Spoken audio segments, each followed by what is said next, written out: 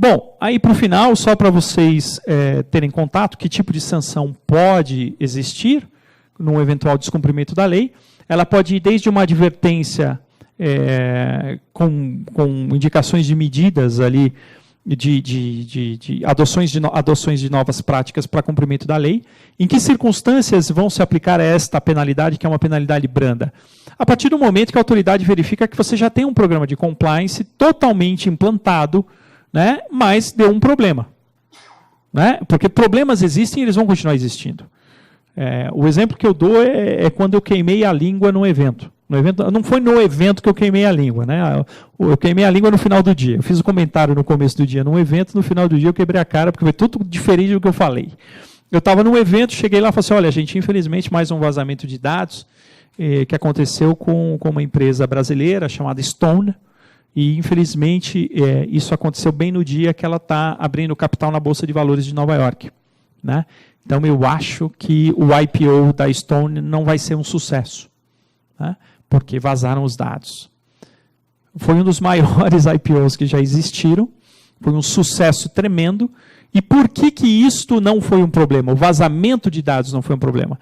Porque a Stone tratou a situação de uma forma tão adequada do ponto de vista legal, de transparência, que o mercado entendeu que problema acontece, mas a empresa estava totalmente estruturada dentro de um programa de compliance de cumprimento de lei de tratamento de dados. Tá? Então, isso diminui muito o impacto de um eventual problema que você possa vir a ter.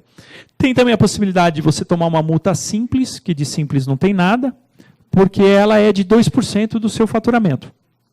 Até 50 milhões por infração.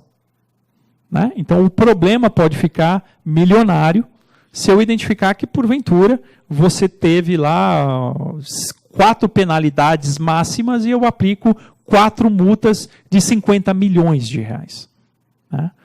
Lembrando que a maior multa foi há pouco tempo, acho que foi o Google, né? Que tomou da autoridade francesa. E aí você começa a falar assim, não, mas espera aí, o Google está nos Estados Unidos, o que uma autoridade francesa o negócio é assim, gente. Tá? O negócio hoje é internacional. Ele tem o que nós chamamos as leis, elas têm aquilo que nós chamamos de long arm. Ela vai te buscar, seja lá onde você estiver.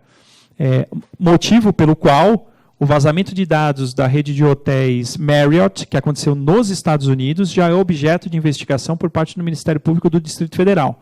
Porque a probabilidade de ter dados de brasileiro dentro de uma massa de acho que foram 500 milhões, não, o número está muito grande, talvez 500 mil pessoas, milhões?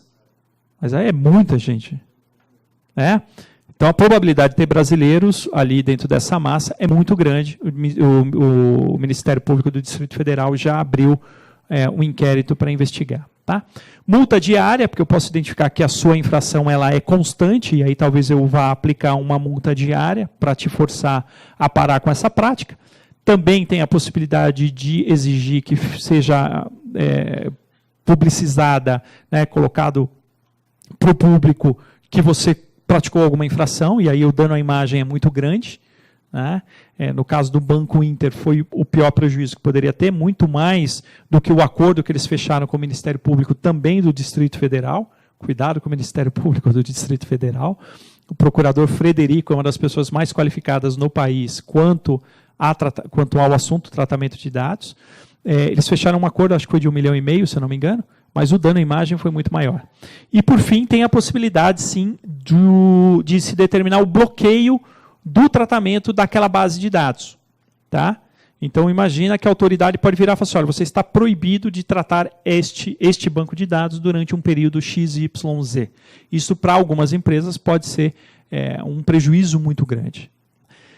Por fim, para também tratarmos aqui de uma outra polêmica, vamos começar a entender que o fato de ter uma autoridade nacional de proteção de dados não quer dizer que tudo isso vai ser tratado por essa agência, por essa autoridade. A matéria ela também é o objeto e é de competência do Ministério Público.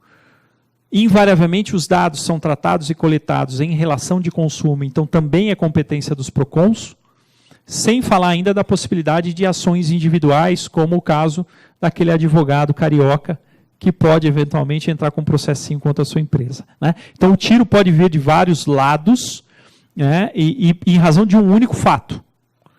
Não pare para imaginar que juridicamente você pode ter várias consequências legais em razão de um único fato.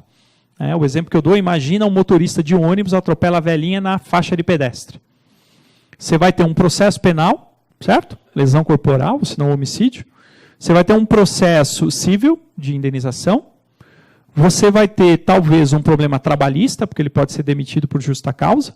E você vai ter, eventualmente, uma multa administrativa do Detran, né? Onde ele vai tomar uma multa de trânsito e alguns pontos na sua carteira. Eu tenho 4 consequências jurídicas em razão de um único fato. Um vazamento de dados pode te trazer uma multa da Autoridade Nacional de Proteção de Dados, uma ação civil pública por parte do Ministério Público, ações coletivas por parte dos indivíduos que foram prejudicados. Tá? Fora o PROCON, que eventualmente também pode te questionar.